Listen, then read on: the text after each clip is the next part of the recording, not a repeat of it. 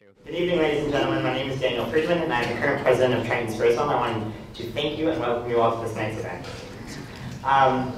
Bret Stephens is the editorial editor of the Wall Street Journal and the Foreign Affairs columnist. He grew up in Mexico City, and he was educated in the London School of Economics, where he then moved on to be the editor of the Jerusalem Post. It is absolutely my honor and my pleasure to welcome him to the podium.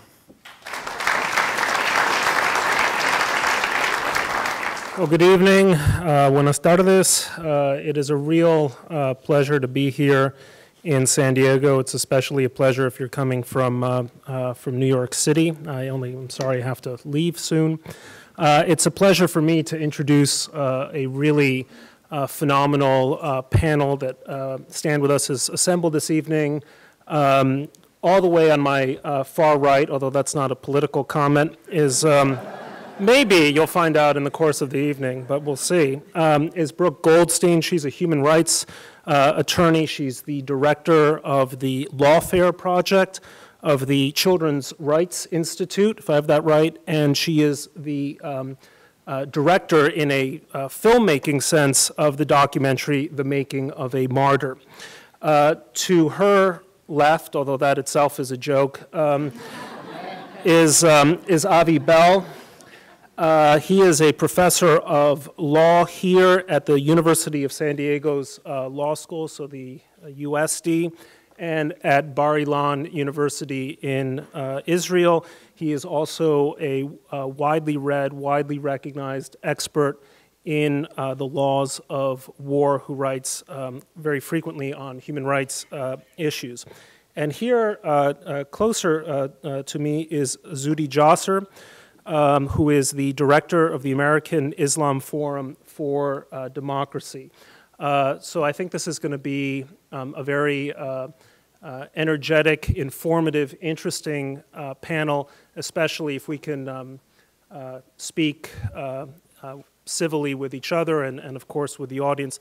I want to make a few comments on the subject of human rights, because it's something that I give a lot of thought to in my column at the Wall Street Journal, in my work at large. You know, when I think of the articles that I've written that give me the most pleasure, that I look back on with satisfaction, I think of my interview with the late, great Václav Havel, the Czech playwright who went on to become the first president of post-communist Czechoslovakia, then the Czech Republic.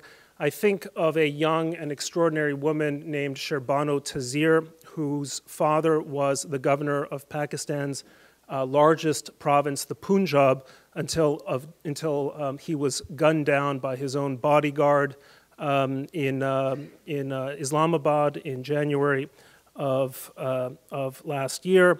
I think of members of the Iranian gay network who have, at enormous sacrifice, helped create essentially an underground railroad to bring gay and lesbian Iranians out of that country, where, of course, they face the possibility of the death penalty, which is the law that applies in the case of what they call homosexual activity in Iran. In many ways, most of my work as a foreign affairs columnist is dedicated to thinking about champions of human rights in places where they are most frequently persecuted.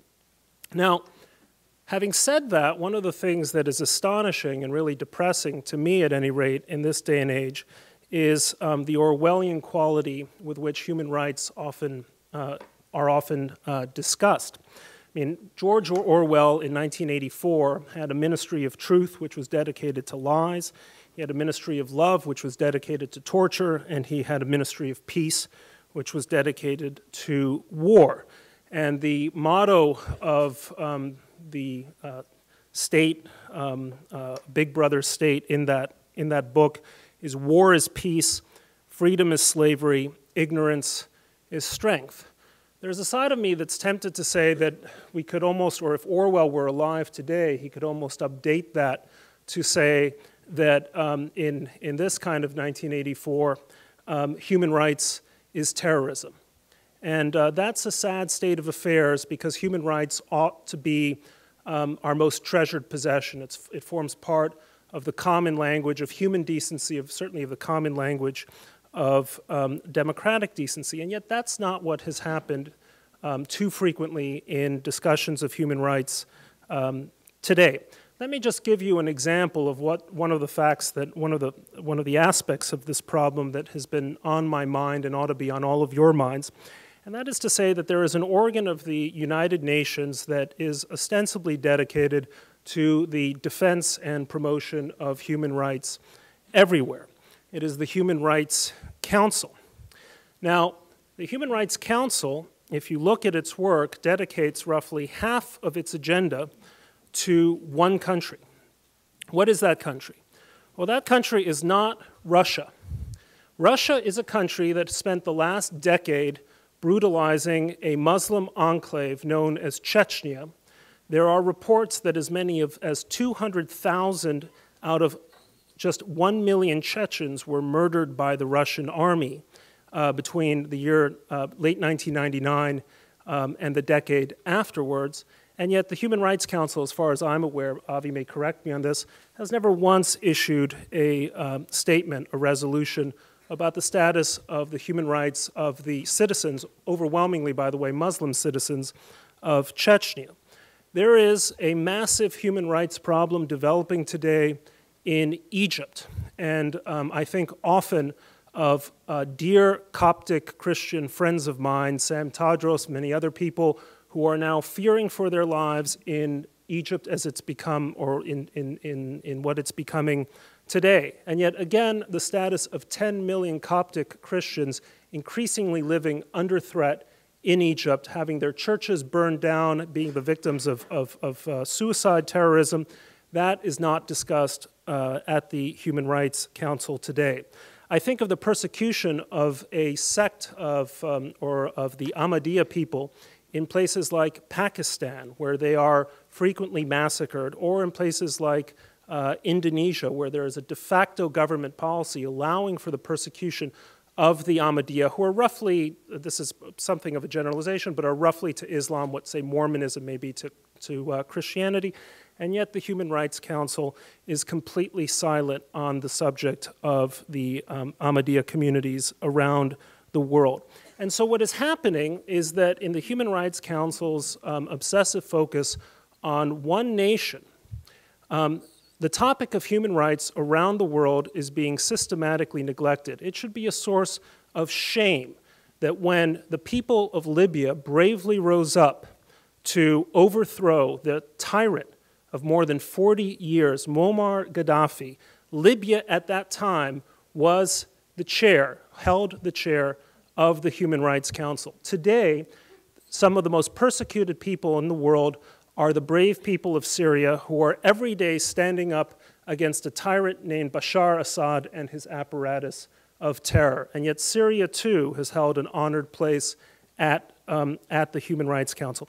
How do we go about reversing this truly Orwellian situation in which human rights, real human rights, are being systematically neglected for the sake of a highly partisan, invidious, and single-minded agenda? So this is what I'd like to start. This is the topic that I want to our panelists to address today. And I'd like to start, if you don't mind, Zuhdi, with you. Just take it in any direction you want, but what I really want to ask you is, how is the human rights community, or do you feel that the human rights community is betraying the human rights of Muslims throughout the world? Thank you very much.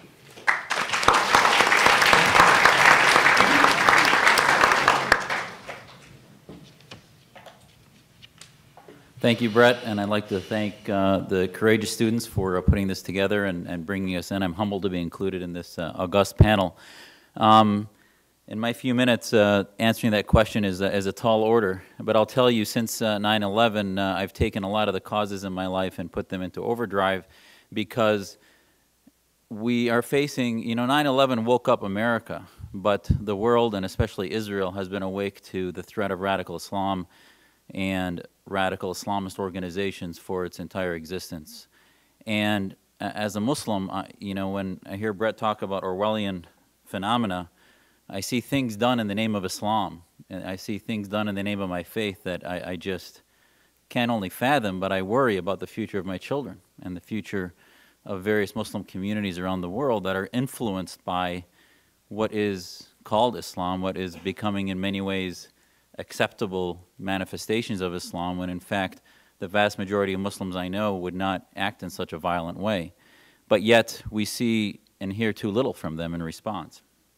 And I think human rights, the discussion of what it means to be human and what those rights are, those unalienable rights that our founding fathers defined and enshrined in our Constitution, is a discussion that I think is a perfect window into what we face. And, you know, ultimately, what I want us to do, and when I look at the Israeli-Palestinian issue, I think that religion, obviously, for the Palestinians, that especially for Hamas, it is a tool for collectivist thinking, for creating a Machiavellian enemy and the us versus them, into creating a faith-based conflict, when in fact their movement is a theopolitical movement that exploits religion, just like it exploits human rights, in order to oppress its own people and control their thoughts and not allow critical thinking.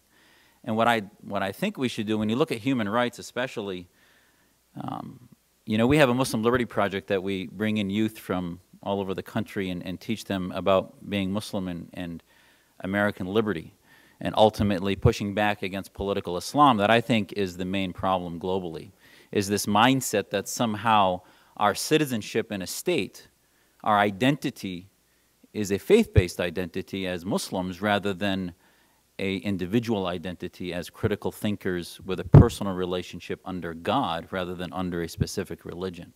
And that may sound like plain old Americanism 101, but ultimately the convulsions that the West went through in creating these ideas that ultimately led to the American Revolution and Enlightenment and now modernity, I think is still what the Islamists take advantage of, the fact that the Muslim community by and large has not gone through. And that ultimately that separation of mosque and state will be what brings us to a renewed respect for human rights. Because what's happened is, as Bret mentioned, the collectivization of a community implies that the community has rights. It implies that the tribe has rights. It implies that individuals must be subservient to the government and to society. And thus, ultimately, if you criticize Islam or if you criticize the community or Muslims or Palestinians or a particular group, then ultimately you become a bigot, you become a Islamophobe, rather than actually looking at the substance of the ideas. And ultimately then a radical organization like Hamas can run a government and declare what the issues are, while nobody really looks at their charter and nobody looks at the fact that they're pushing a theocratic, fascistic mentality that ultimately is the primary condition that needs to be treated, rather than blaming it on outside forces, whether it be the West or whatever conspiracy theory exists.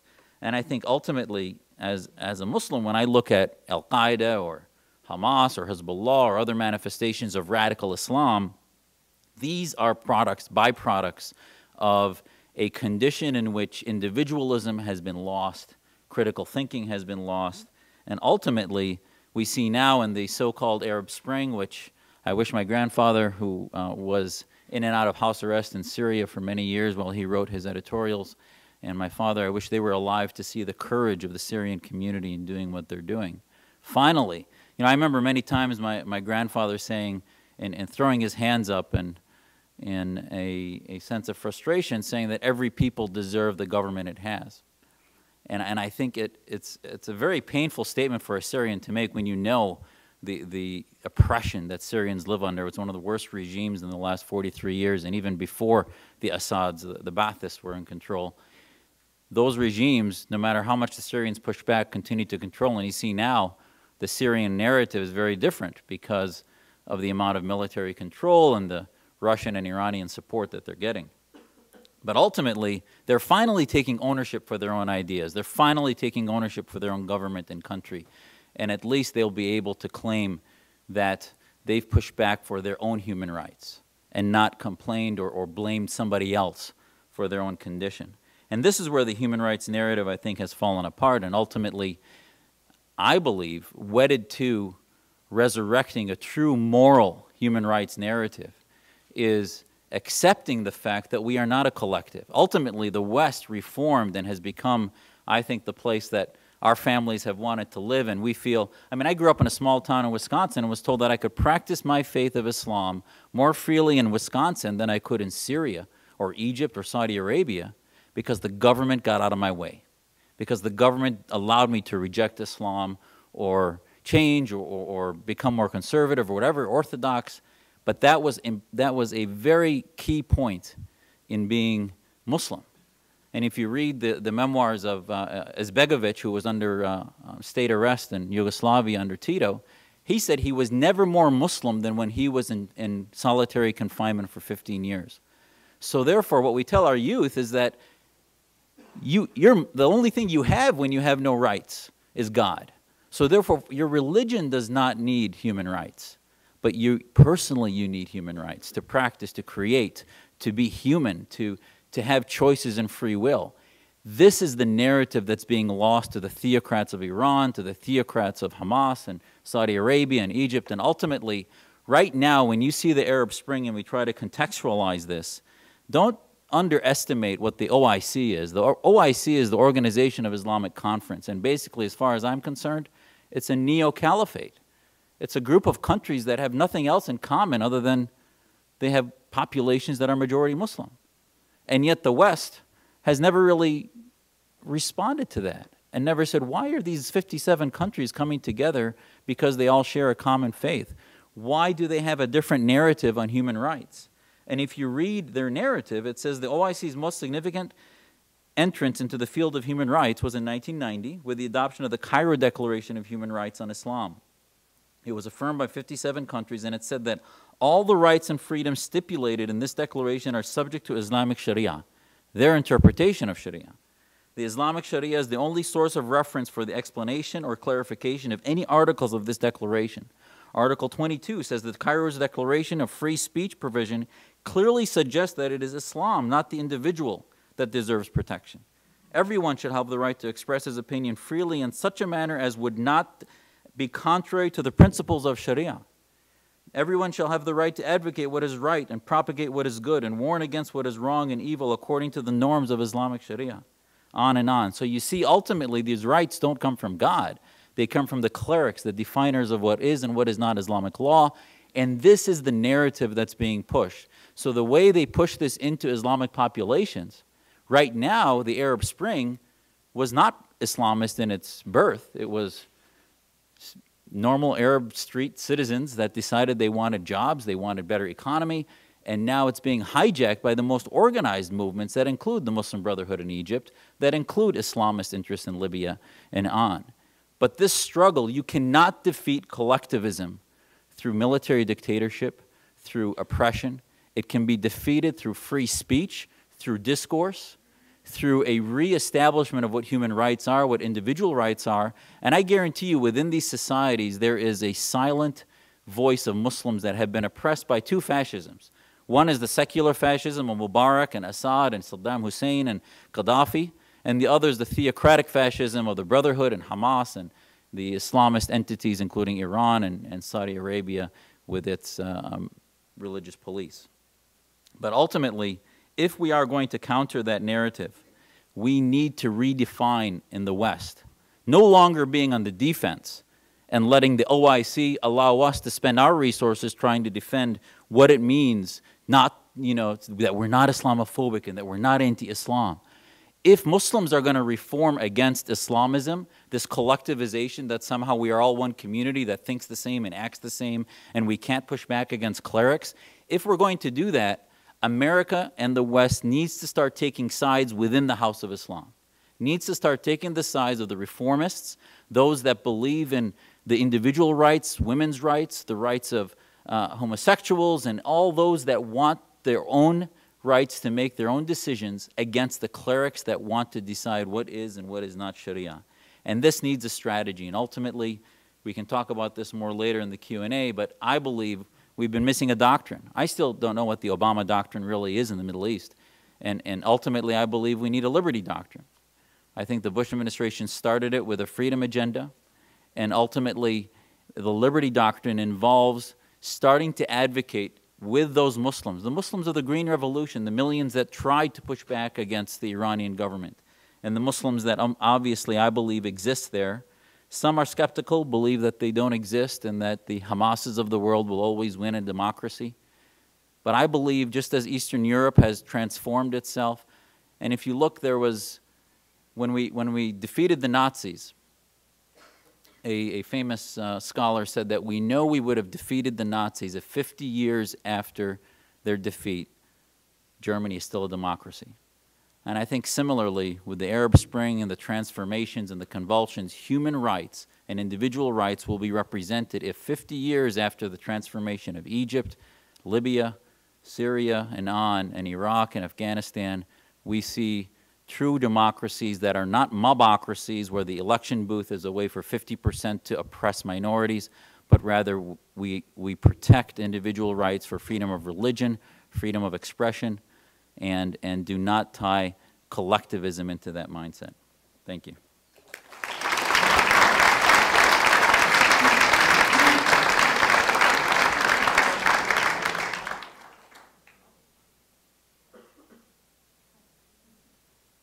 Avi Bell needs no introduction.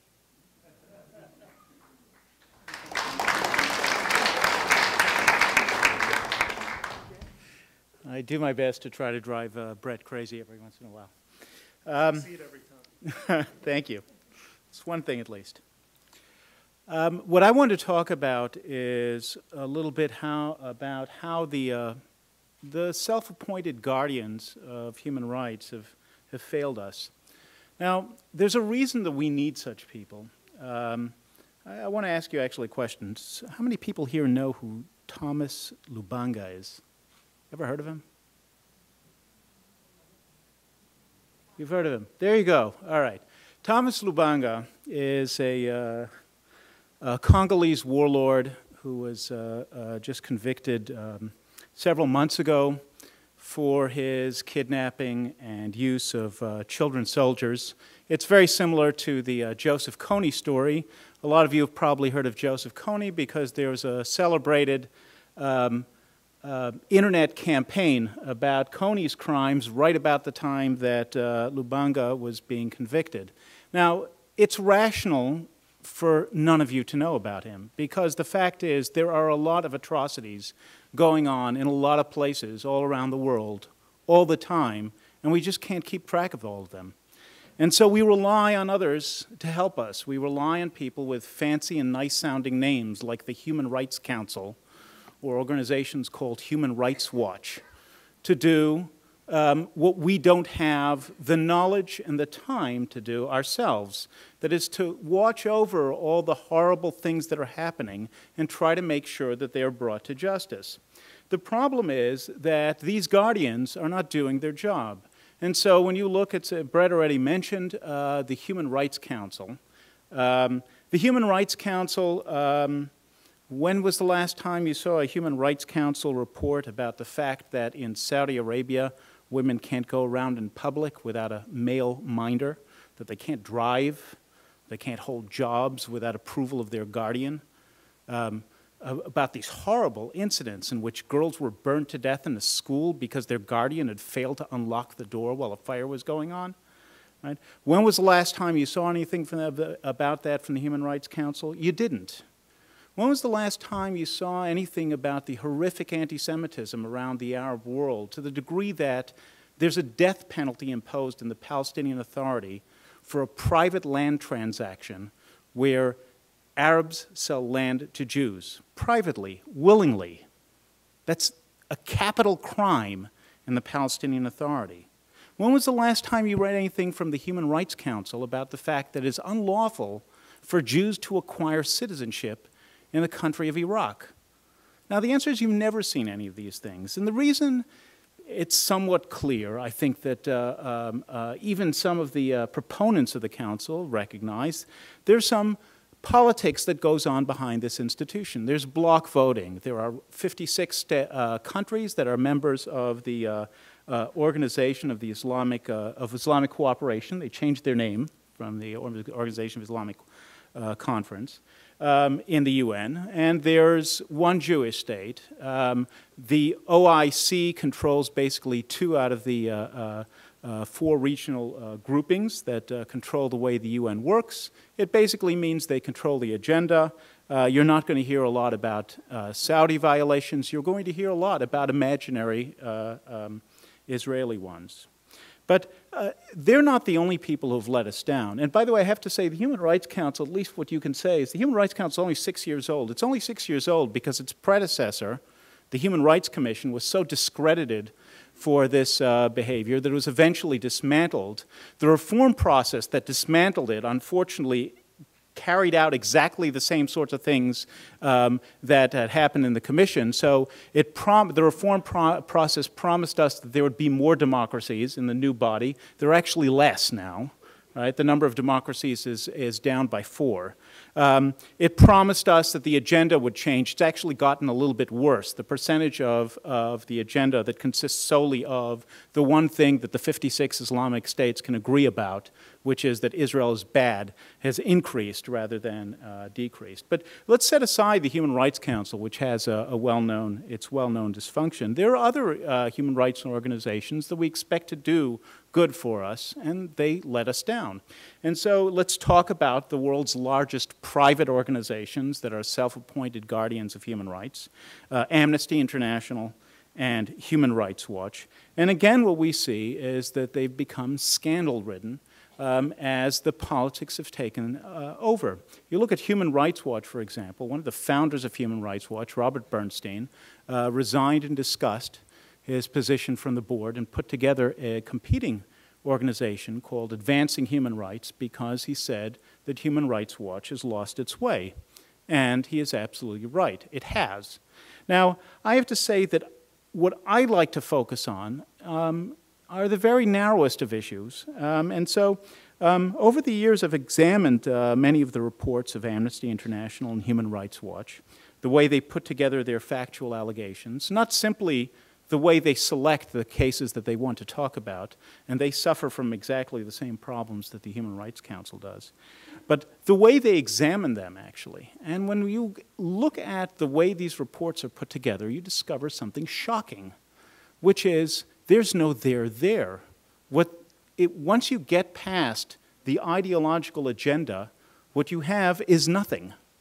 You have facts that are created, tailored to the agenda. Now, I'll give you just a few examples that I ran into that I find simply shocking. Okay? You have a report from Human Rights Watch that claimed that during the Second Lebanon War in 2006, Israel bombed 2 Red Cross ambulances straight through the cross in the roof, each of them. Causing various injuries to the people inside.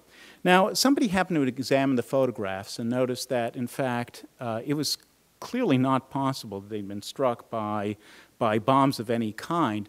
The holes in the roofs of the 2 ambulances actually were machine cut and corresponded to the holes where the air vents are.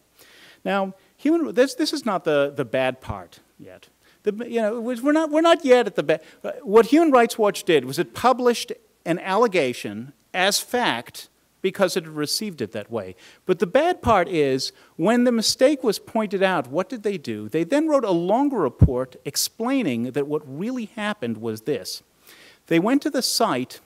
They couldn't find any evidence, any shrapnel of any weapon.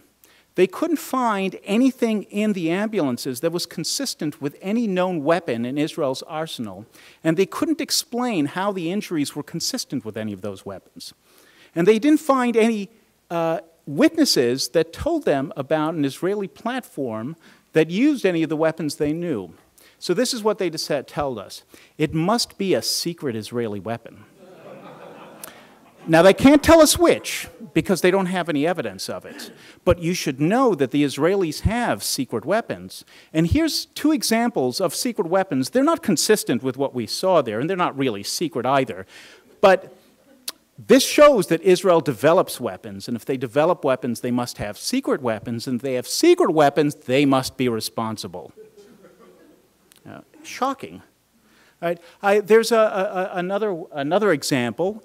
Again, from the same war, you have this report in which they say that Israel bombed out of the blue the civilian house, killing 2 people, and then 2 rescuers came along and it bombed them too, and there were no Hezbollah terrorist guys anywhere in the area. There was no military targets at all, and they quoted a witness from the area. And then it turned out several months later that Hezbollah actually buried with full military rights 2 Hezbollah people who weren't there. Now, this seemed to be a problem. So Human Rights Watch came out with another report in which it took the same quotes from the same witnesses and took out the place where the witness had said there was no Hezbollah there. It put in brackets that he'd said that actually there were Hezbollah rescuers there, but you should know that they're part of a secret unit of Hezbollah that just does civil rescue and has nothing to do with terrorism or fighting.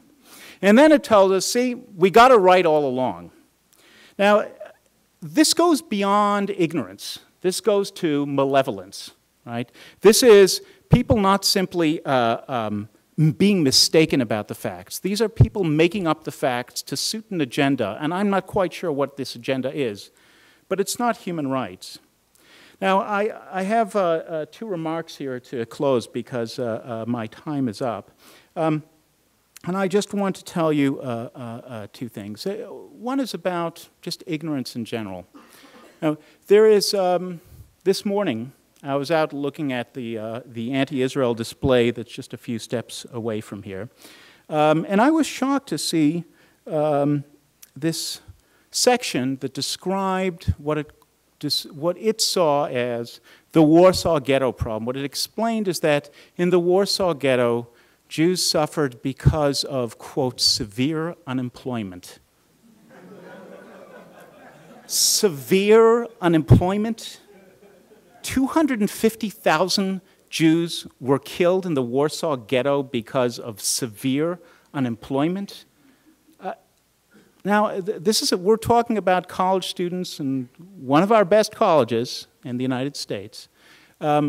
This is a degree of ignorance which is just, it's not acceptable. Right? There's a degree to which people are responsible for knowing more. Now, the last item is that there's a very interesting study that was done a few years ago by a woman from Yale Law School named Una Hathaway, and she discovered something very interesting. And what she discovered was this. In non-democratic states, after they sign human rights treaties, their human rights records get worse, not better. Now, why is this? Now, the reason is because we tend to take the easy path. They tell us, Libya tells us, Gaddafi's Libya tells us it signed the treaty, now its human rights record is better, and the Human Rights Council says yes. And the Human Rights Watch goes around the world telling us that Gaddafi's son is a pro-free speech political reformer who is going to save Libya. This is, of course, before he was indicted by the International Criminal Court for war crimes. Right? We don't see anything about, we see a treaty signed by the Egyptians, but it won't tell us anything about the fact that, that it puts the Christians in jail for blaspheming Muhammad, right? Or that Iran puts people, Baha'i, in jail for 20 years for their faith. There's a degree of ignorance which we cannot accept, and it is your responsibility to educate yourselves. Thank you very much.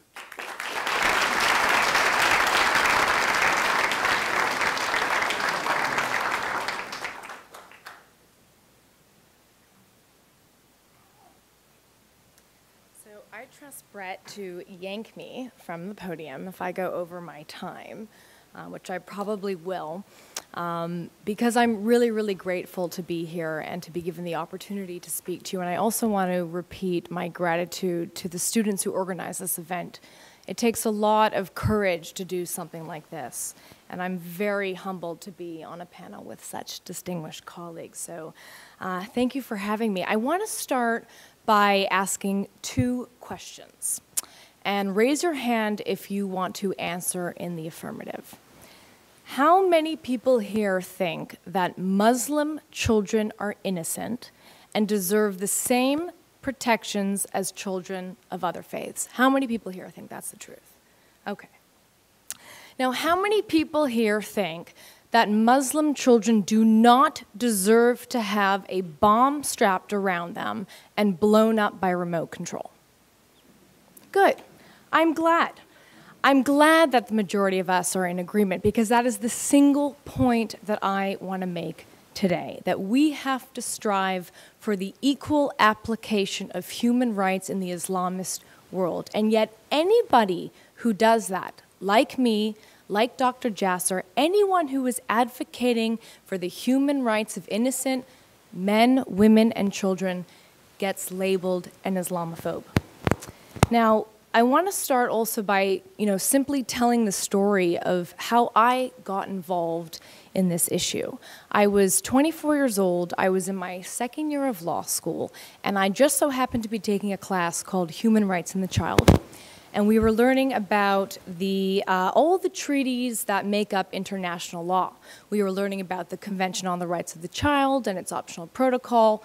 We were learning about the United Nations Charter, and we were learning about all the lofty principles contained therein. Every child has a right to life. Every child has the right to a media and education free of incitement to hate and to violence. And I literally came home and I turned on the TV, and there broadcast before me was this image of a 15-year-old physically handicapped, rumored to be mentally handicapped Palestinian boy named Hussam Abdu with live explosives strapped around his waist and his arms in the air. Now, just 48 hours before, Hussam had been recruited by the Al-Aqsa Martyr Brigades. He was paid the equivalent of 20 American dollars. I say that because I'm Canadian. He was paid the equivalent of $20. He was filmed for a farewell video, which is the custom with suicide bombers. His picture was taken for a martyr poster, which was to be printed celebrating his death. And he was driven to the Hawara checkpoint, which is just outside of Nablus. And he was told by the adults who drove him there to blow up amongst the Palestinians waiting online to get into Israel. Now, fortunately for Hussam and for all those people waiting online, he proved smarter than the adults who recruited him because he chose life. He chose to voluntarily turn himself in to the Israeli Defense Force. He was arrested. He was tried and convicted of attempted murder, and he is now serving out the 8th year of an 8-year sentence in the Hasharon prison, which is very close to Jerusalem. And when I heard about Hussam's conviction, I thought to myself, wait a minute, isn't Hussam the victim here?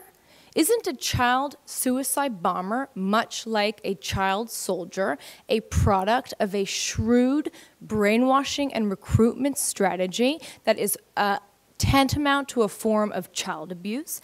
And does he really deserve to pay for the crimes of the adults who recruited him and rot his youth away in jail? And I felt so strongly about Hussam's victimization that I decided that I wanted to make a film about him. So I recruited a friend of mine, we bought a video camera and a ticket to Israel, and we ended up securing an interview with Hussam in prison. But we didn't stop there. Over the next 2 years, I interviewed leaders of Palestinian terrorist organizations such as Hamas, Al-Aqsa, Islamic Jihad, all who have been known to recruit child suicide bombers, child soldiers, and to use children as human shields. I interviewed families of suicide bombers, both adult and child suicide bombers. I interviewed Palestinian child psychologists. I went to Palestinian Authority TV, and I interviewed other children who were arrested, just like Hussam, for either attempting to blow themselves up or for otherwise participating in violent activities. And when I asked Hussam why he didn't blow himself up, he told me that he was going to miss his parents. He was worried that his house would be demolished by the Israeli army, which was apparently a deterrent in his situation. And even though he knew that he would have fun in paradise, he said to me, quote, "Why should I die if there's peace tomorrow?" And when I interviewed Hussam's parents, they were insistent that the majority of Palestinian adults and parents do not support the recruitment of children as militants. And they were adamant in that Hussam could not have done this himself. I interviewed the mother and nieces of Wafa Idris. Wafa is the first Palestinian female suicide bomber. Wafa's family told us she was divorced, she was barren, and her husband accused her of adultery. So instead of being stoned publicly and bringing shame to her family, she chose instead to blow herself up in a crowded marketplace in Jerusalem, killing one person, injuring 100 other. I interviewed her nieces outside the family home, and they told me that they wanted also to follow in Wafa's footsteps. And even though, I don't know if I'm doing anything here or if it's just the audio, even though their parents said, loh, loh, loh, no, no, no, do not do that, they still wanted to blow themselves up. I also went to the Islamic Jihad Academy, which is a summer camp run by the terrorist group Islamic Jihad, and whose curriculum is implicit in its name, the Holy War Academy. It's a summer camp for Palestinian children aged 6 to 12, and the uniforms are green hats that read, "God is great," and "Death to the infidels." And of all the children that I spoke with who told me that they wanted to become suicide bombers, that they wanted to become shaheeds, none of them told me they wanted to do it for political reasons. None of them said, I want to be a suicide bomber because Sharon walked on the Temple Mount, or because of the failed Camp David Accords, or because of the so-called apartheid wall. No, they told me they wanted to become heroes. They wanted to have music videos glorifying them. They wanted to go to paradise. They wanted to play on Ferris wheels. And they just wanted to have a good time. I also interviewed the chief children's programmer at Palestinian Authority TV, and we were shown clips that were aired on a daily basis of cartoons and music videos and children's programming and other television shows that teach children that the greatest thing that they should aspire to is to kill themselves for the sake of Allah. I also interviewed Zachariah Zubeidi, who is the leader of the Al-Aqsa Martyr Brigades in Jenin. At that time, he was Israel's #1 most wanted man in the West Bank. He was responsible for over a dozen child suicide bombing and countless more adult suicide bombers. He told me that children come to him willingly. The extent of the indoctrination is so severe, he said, and he was very open with me about this, that if he, and these are his words, if he doesn't give them a bomb belt, they would just use a knife instead to kill themselves. And when I asked him what he would do if parents tried to stop him, he said, there's no stopping me. I would accuse them of being a collaborator with the Israelis, and they would be dealt with accordingly. That is, they would meet with some very violent punishment.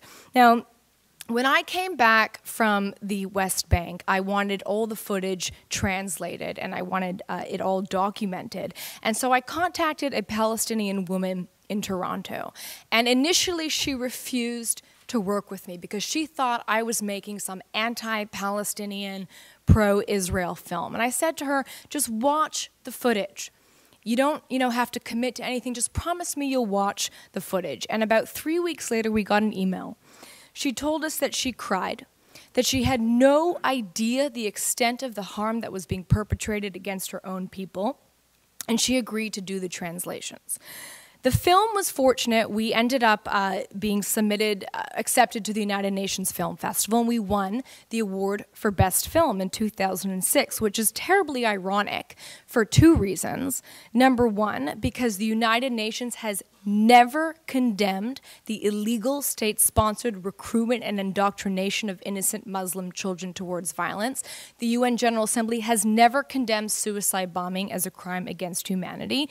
And because the United Nations arm called UNRWA, the United Nations Relief Works Agency, the arm responsible for providing aid and education in the West Bank, has admitted to hiring off the Hamas payroll and has admitted to teaching from Hamas textbooks and teaching from textbooks provided by the Palestinian Authority that glorify martyrdom. Since Hussam's arrest, Palestinian groups have now been blowing up children by remote control. Sometimes they give children explosives in their backpacks and they blow them up by remote control. They don't tell them what's in the backpack, and we know this because many children have been intercepted and didn't know. And they do this to prevent the public relations fiasco that will occur if it's found out that a child voluntarily turns himself in and doesn't want to go through with it. So far, approximately 17% of all suicide bombers since the Second Intifada have been under the age of 18.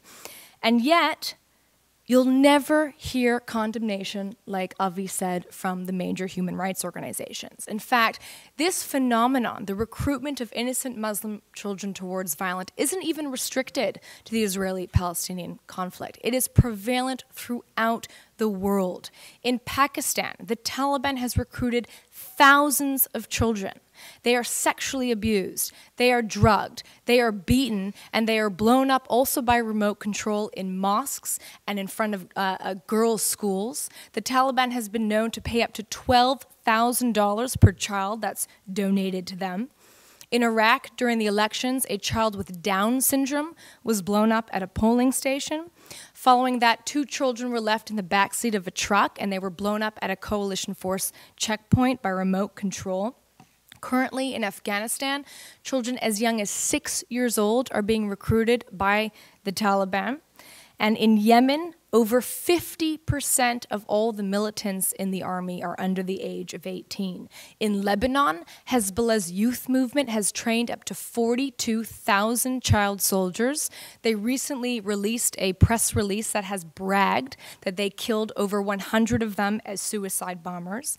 In Saudi Arabia, Jordan, Egypt, Syria, in Iran, the state-run curriculum teaches children to hate the West, to hate Christians, to hate Jews as the enemy of Islam. But this is, like I said, also happening here in the West. In England, the UK's MI5 seized DVDs being marketed to UK-born Muslim youth that showed a real-life beheading and taught children how to build a suicide belt. The UK now runs a program called the Channel Project, which is a de-radicalization program. They have over 200 UK-born Muslim youth in custody because those children have been deemed a threat to society. And when you go home tonight, Google Birds of Paradise. Birds of Paradise is a Bahrain-based choir that sings songs like When We Die as Martyrs with music videos and 10-year-old children dancing around on stage, singing about Shahada. Even Al Jazeera has condemned Birds of Paradise as encouraging bloodshed and terrorism and contributing to the decline in the mental health of Muslim youth. Yet Birds of Paradise has produced albums in Britain and Canada. It's toured Europe and the Middle East. Al-Qaeda Mesopotamia outfit named a special unit of suicide bombers aged 10 to 16 after Birds of Paradise. Facebook has a page dedicated to the lead singer Dina Bashar of Birds of Paradise. And iTunes has carried no less than 3 Birds of Paradise apps. In the meantime, satellite companies such as French-based Eutelsat, Egyptian-based Nilesat, and Saudi-based Arabsat have all broadcasted Hamas TV, Hezbollah TV. Some have broadcasted Iranian TV throughout the Middle East, throughout Europe, throughout North Africa. So these are the facts.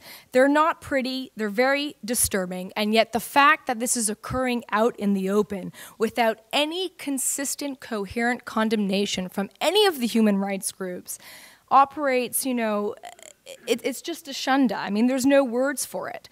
And you think those on campus, for example, who claim to be the protectorates of the Palestinian people, who claim that they're angry at all the alleged human rights violations occurring against Palestinian children by the Israelis, you'd think those people would be outraged at the premeditated murder of Palestinian children by the people who are supposed to be protecting them from the evil Israelis.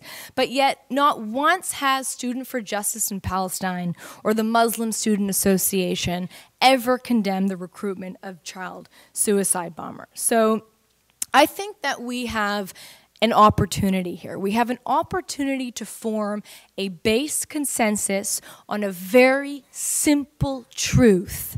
Muslim children are innocent. They deserve our protection. And no matter what your stance is on the Israeli-Palestinian conflict, on the war on terrorism, or whatever you want to call it, let's work together to counter this hate indoctrination, because our future depends on it as much as theirs does. Thank you.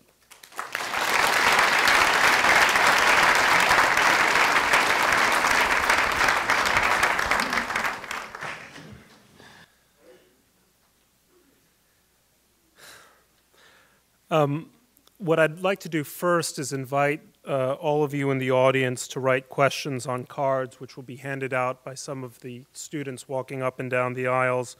And while you do that, I'm going to take the moderator's prerogative of asking the panelists a few questions of my own. Zuhdi, I'd like to start with you, which is, and the question I have is this: there seems to be a double standard, not so much in the Muslim world, but here in the West, in which human rights abuses that take place within the Muslim community are somehow treated as something apart from human rights abuses in any other context, between Muslims and non-Muslims or within the non-Muslim world. So there seems to be, you talked about narrative, a problem with our narrative. Maybe it's a lack of confidence in our values for the silence on this subject. What do you think accounts for it, and how do you turn that around?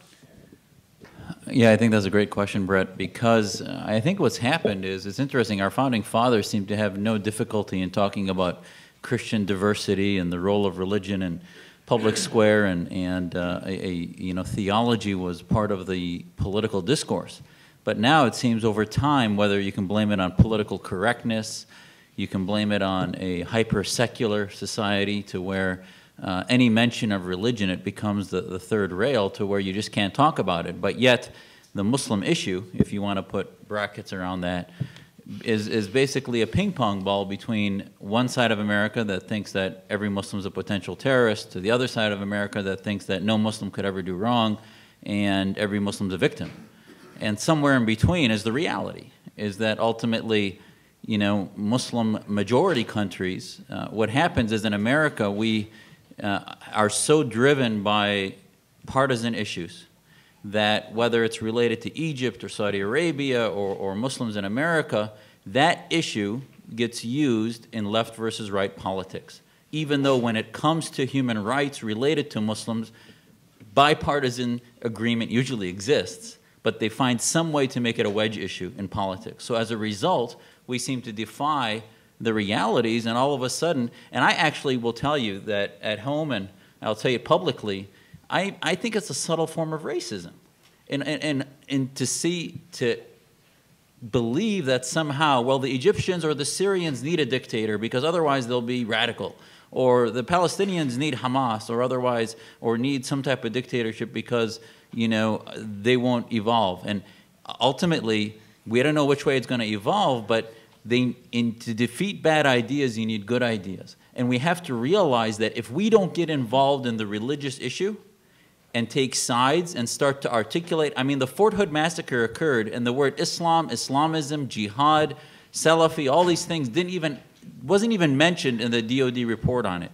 Same thing now, our State Department is working with the Muslim Brotherhood that produced Hamas, and is now saying that, well, we don't care what they call themselves, is what Mr. Taylor with the State Department said, as long as they use democracy.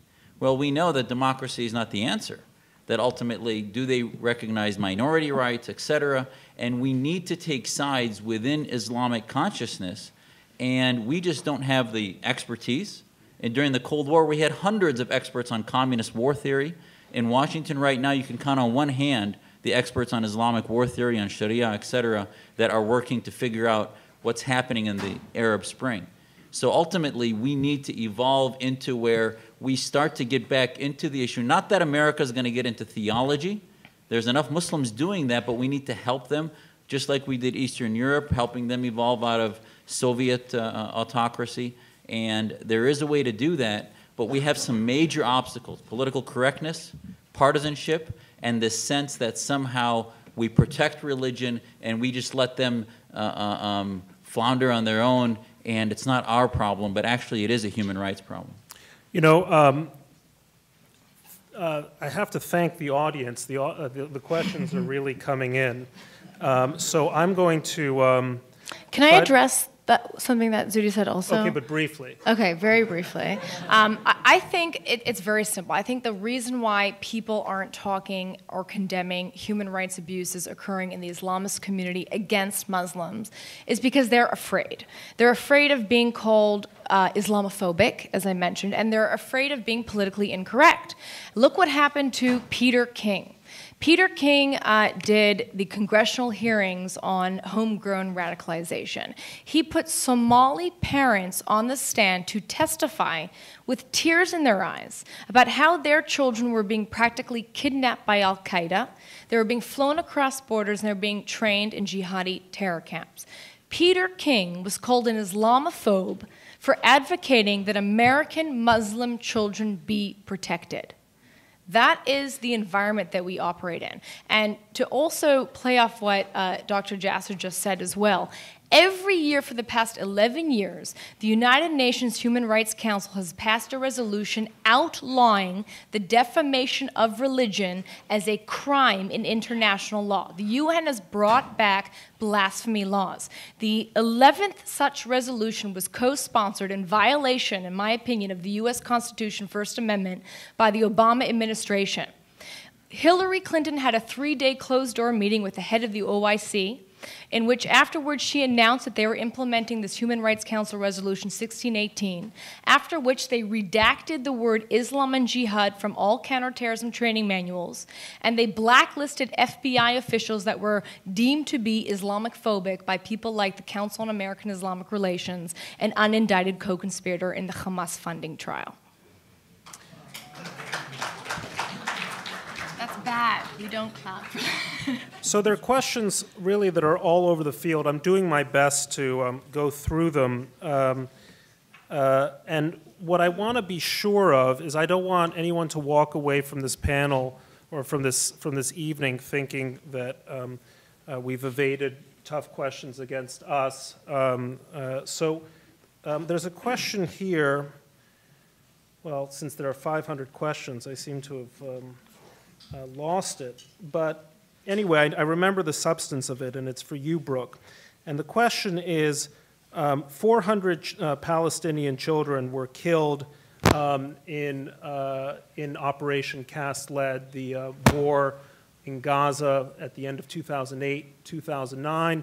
And as I remember it, I believe I'm right, the question to you is, what do you say to their parents, what do you say about their deaths? I would say that the premeditated murder of innocent children is wrong. It is a crime, and it must be condemned. I don't know what the facts are in terms of Operation Cast Lead. It is not my job to defend Israel. That's not what I do for a living. I'm a human rights attorney that's dedicated to defending the rights of Palestinian children who were recruited as suicide bombers. And I want to know whoever asked the question if they can come out and condemn the murder of Muslim children throughout the Islamic world as suicide bombers. And if they can, then we agree on something. It's simple. Excuse me, I do happen to know the facts a little bit about Operation Cast Lead. So I do have something to say about this. And it's quite simple. It is a crime to use children as human shields for combat operations. Unfortunately, we have on tape members of various Palestinian terrorist organizations doing exactly that. It is a crime for children to be used as combatants. Unfortunately, we have well-documented evidence of the Palestinian terrorist organizations doing exactly that, using children as combatants. Now, there's also a tragic aspect that happens when a group of people willingly votes into office a terrorist organization that is intends to, and then does, go to war with its neighbors. And there's a result of it, and the result is that there is war. That's what people chose, and that's what they got. And war has natural and tragic consequences, not simply combatants that die, but innocents that die. But who can we put, who is the agent here? Who are the people who have made the choice to put the children in harm's way and to target children? And the answer is not the Israeli armed forces. The answer is Palestinian terrorist groups that have used them as shields, that carry out operation in urban areas, and that themselves target not Palestinian children, but Jewish children who I believe, I'm sure like Brooke, are no less innocent and no less deserving of our protection.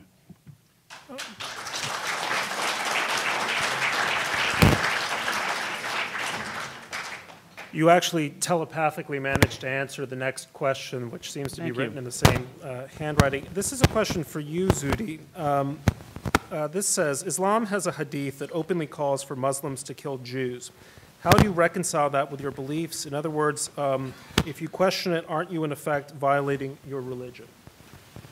That's a great question, and thanks for asking it. Yes, there's the hadith that is all over the internet where it says, kill a Jew behind every stone, and the story is well known. You know, there are many Muslims out there that are working on these things to marginalize those hadith and actually remove them and claim, and many of us believe, I mean, I was raised in a home in which we believed that hadith was not original. It was not the words of the Prophet, and there's no other way to reconcile that.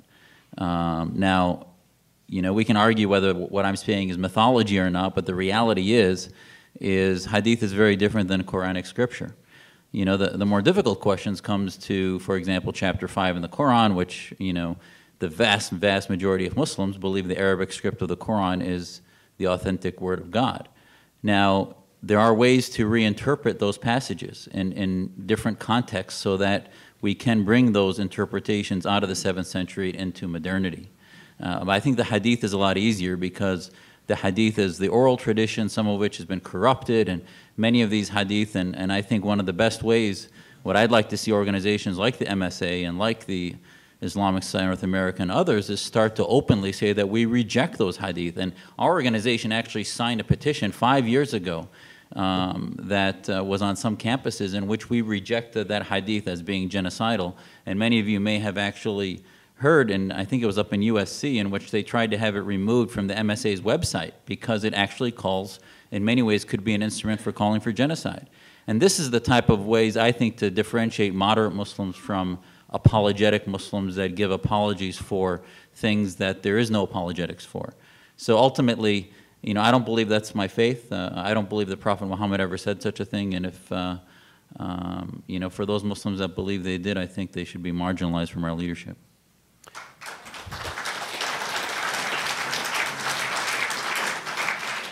This is a non-polemical, but I think interesting question. And it's amazing that non-polemical questions can be interesting, but there you have it. It's for Brooke. The question is, why do you think they were willing to talk to you for your interviews in film? How were you treated when you were with them?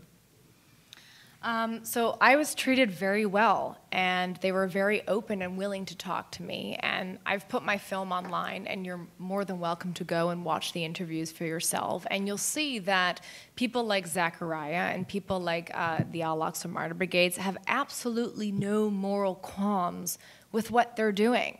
They're happy to advertise it. And that's why it's such a shame that the human rights community hasn't condemned this.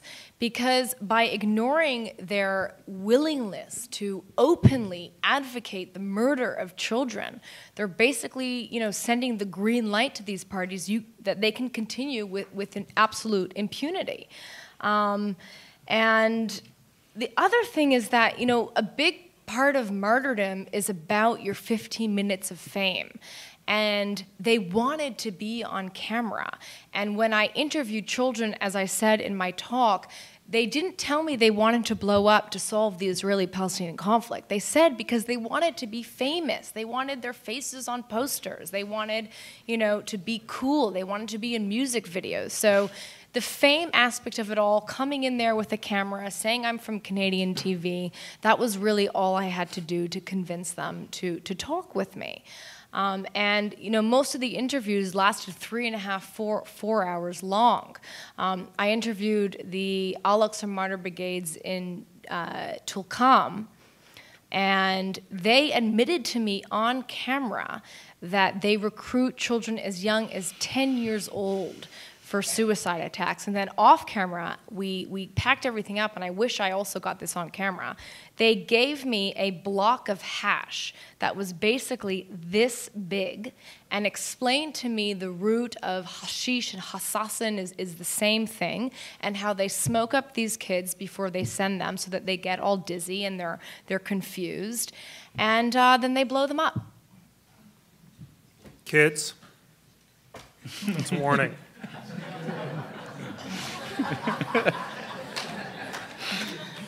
Gateway to heaven. It's a gateway drug to the upstairs.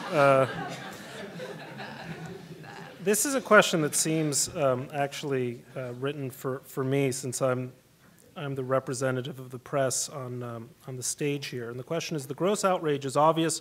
Why is the press quiet? This should be on the news every day.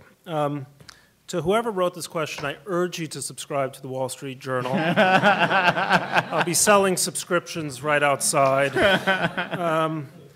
There actually is a serious, leaving the Wall Street Journal aside, I think there's actually there's a serious point that's being raised by that question, and that has to do with the nature of what, how news gets chosen, how it gets selected. Most journalists love to think of themselves, and obviously I'm stereotyping here, which I know is a cardinal sin, but I'm stereotyping my own profession, so there's probably some exception. But most journalists love to think of themselves as independent thinkers. There's a wonderful line about the herd of independent minds. And the herd of independent minds is typically fearful of taking on stories that aren't being pursued by everyone else in the press. I mean, there's a reason why the media so often looks like a rugby scrum. And yet the very best journalists are the ones who go out and look for the counterfactual point of data. The ones who are saying something here in the story doesn't jibe, something here is wrong. And I think also the very best journalists are those who don't lose touch with a core moral sense. I'm going to do something that is probably professionally damaging, but I have to do it all the same, which is I'm going to praise a reporter for the New York Times. John Burns is truly one of the great reporters of his generation. And he spent many of his years reporting from Saddam Hussein's Iraq. Now, when Saddam was still in power, butchering people, terrifying his own people, there was a famous case in which, after he fell from power, a senior CNN executive admitted, amazingly in a New York Times op-ed, that CNN had known a great deal about the human rights abuses systematically taking place inside of Saddam's Iraq, but they would not report it because they feared that if they did, they would be expelled from the country. And to them, access ultimately was more important than truth. Now, John Burns distinguished himself, and he said this in a wonderful interview with Charlie Rose, in which he said, "I never wanted my readers to lose sight of the essential truth of what Iraq under Saddam was, the way in which the tyranny, the mukhabarat, the secret police, controlled every aspect of life, so that everything that was said had to be filtered through that understanding." John Burns is a very great journalist. Another thing that John Burns once did, which I think I just point this out, is that in the summer of 2000, after the Camp David talks had failed, but before the Second Intifada began, he went around the West Bank and the Gaza Strip and noted that the PLO, that Fatah was setting up what essentially amounted to terrorist training camps, where young children, actually, children as young as 10, were being brought in for what, kids, you send them to to summer camp and they learn how to canoe or something. They were learning how to use guns, how to build explosives. These were camps for terror. And he reported on this, and this made front page news in the Times, I think in August of 2000. You can, July or August of 2000, you can look it up. But that was a time when there was this idea that the Middle East peace process was a partnership of the moderate Yasser Arafat and moderates in the Israeli camp, and they were both being threatened by what, the cliche, as the cliche had it, extremists on both sides. And he was looking at the counterfactual point of data and saying, well, hang on, if Yasser Arafat is such a moderate, why is his Fatah party setting up what amount to terrorist training camps? That's what makes a great journalist. And at the end of the day, most journalists, let's face it, most journalists are going to be forgotten, but John Burns's work will be remembered precisely for that reason. So I just want to answer it that. I want to get a few more questions in here for the panel. Hang on one second.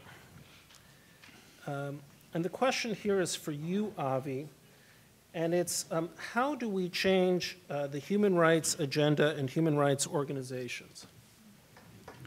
I believe it's time for a little of what Schumpeter calls creative destruction, which means that maybe it's time to start looking at different organizations, to look at to different people for leadership.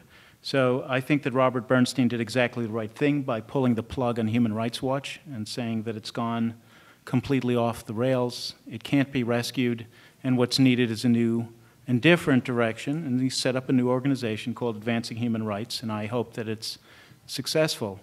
What is it that we should do about the Human Rights Council? Well, we tried reforming it, and it only got worse. At this point, it's time to pull the plug. I think that it's time to say goodbye to this particular failed organization. But ultimately, it all comes from us. That is, we have the ability to decide who it is that we're going to be listening to and who it is that we're going to be following.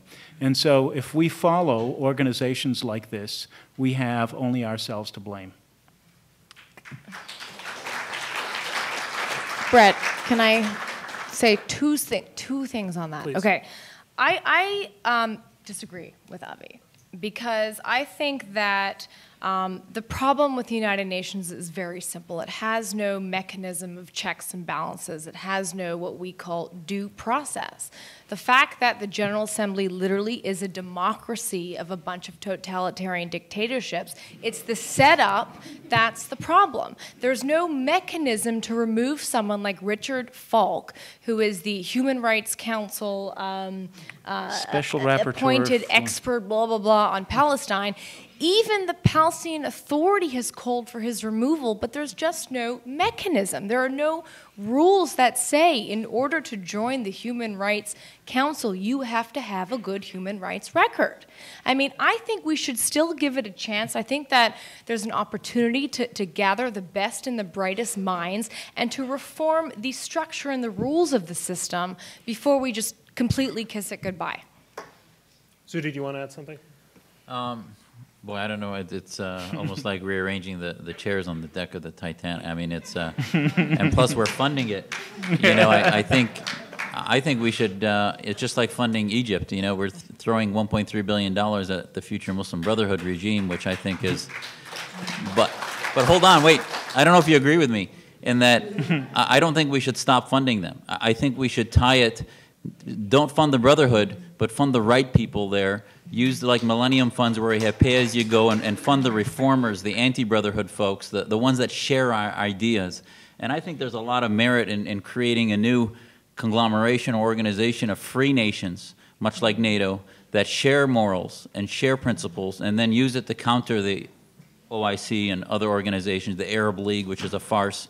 And I have to throw in one thing. The worst journalism ever was Barbara Walters interviewing Bashar Assad a few months ago. Actually, I can think of a few interviews that would give that Mike Wallace with Mahmoud Ahmadinejad, but yeah, that's another story. One point I'd like to add here before I ask Daniel Friedman to come up and close the event is this. One of the reasons in which I think human rights has fallen into disrepute is that human rights used to be dedicated to defending the best people in repressive societies. Today, more often than not, it seems to be dedicated to defending the worst people in open societies. Now, once upon a time, when Human Rights Watch began in the 1970s, it was, I'll have to remember that line and put it in a column.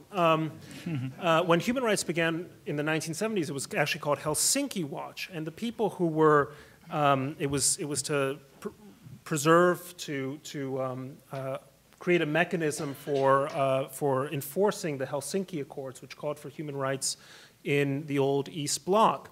And so the people that these organizations were looking out for were Václav Havel and Lech Walesa and Andrei Sakharov and Natan Sharansky, real champions of a liberal ideal in a repressive society. These were the people who, in one shape or another, would go on to lead their nations into a brighter, more liberal, more tolerant, more progressive future. Today you have human rights organizations like Amnesty International that has made a poster child of a character named Muazzam Beg, who was a member of the Taliban and shared the beliefs that the Taliban has towards women, minorities, free thinking, and so on. How is it that a group like Amnesty International has come to make common cause, never mind say, okay, theoretically he deserves X, Y, and Z rights, but use him as a champion, as a poster child for what human rights are supposed to be? Another little detail which I found extraordinary is that not long ago I was looking through the country reports of Amnesty International. They put out little country reports, describing the human rights situation in every state in the world. And the country report for the United States was 3 times longer than the country report for North Korea. Now that tells you something. Now, I imagine Amnesty International would say, well, it's very hard to get good information out of North Korea. But it ought to be the job of human rights organizations to shed light where there's darkness, not to add heat where there's already light. If you can have a human rights agenda that focuses on that principle, you might begin to restore the good name of human rights. And the final point that I want to make is I think human rights organizations need to respect the concept of democracy. And more often than not, human rights organizations are finding themselves in active opposition to democratic norms and democratic values. But it's within democracies, and within liberal democracies, by the way, they're not just synonymous, that these groups are able to carry out their work. But more often than not, you'll find human rights groups who are actively opposed to the democratic decisions of the United States, the democratic decisions of Great Britain, the democratic decisions of Israel. That puts them on the side of the dictatorships. And surely there is no greater human rights abuse than the reality of tyranny, whether it's Bashar Assad's tyranny, or increasingly Vladimir Putin's tyranny, or tyrannies anywhere else in the world. Human rights organizations have to stand firmly on the side of the liberal democracies. I think if that can be the basis of a reform, we can restore, and we need to restore, the good name of human rights. With that, I'd like to ask Daniel Friedman to come, and wherever you are, and close the event. Thank you for being such a civil, attentive, and intelligent audience.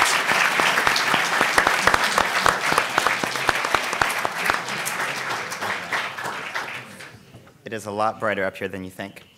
Before we end the event, I would like to invite you all to tomorrow night's panel in the Great Hall at 6 p.m., where we will be discussing Israel's role in the international community and its exceptionalism. Thank you, ladies and gentlemen, and on behalf of Tritons for Israel, I'd like to extend a personal thank you to our incredible panelists for their time, and to borrow Bret's analogy from earlier, their courage for standing up for justice and human rights, especially during a week of Orwellian doublespeak. Additionally, I would like to thank and recognize the Vice Chancellor of Student Affairs, Penny Rue. I would also like to thank and recognize Assistant Vice Chancellor of Student Affairs, Gary Radcliffe, the Police Captain Dave Rose, and our Student Advisor, Darlene Mercado, for all of their work to make this week a possibility. And finally, but of course, last but not least, I would like to thank from the bottom of my heart the famous Audrey Jacobs of Stand With Us, and all of you.